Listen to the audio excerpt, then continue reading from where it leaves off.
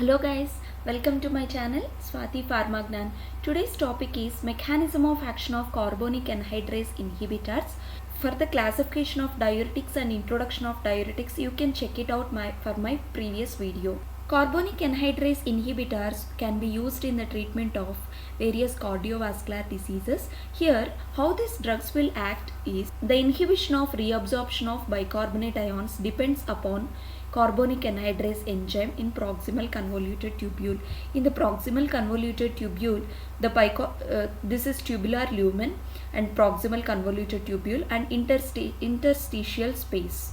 The reabsorption of bicarbonate ions is completely depending on inhibition of carbonic anhydrase enzyme. Where we can inhibit this enzyme is in proximal convoluted tubule.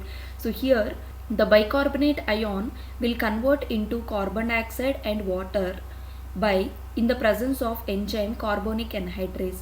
Water and carbon dioxide will enter into the proximal convoluted tubule, and here the water and carbon dioxide will again convert into carbonic acid. This carbonic acid will break into bicarbonate ions.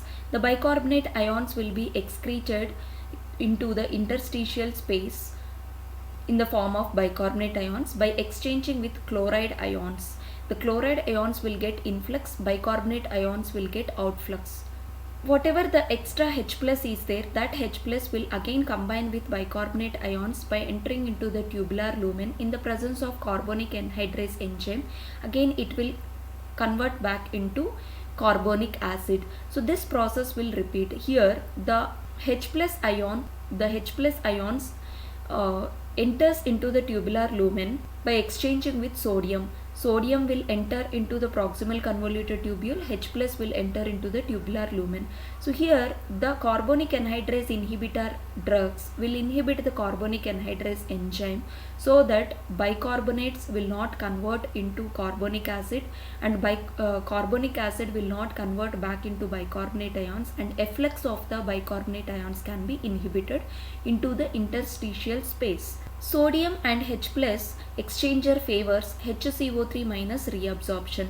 Sodium and H plus, it will favor the reabsorption of the HCO3 minus reabsorption.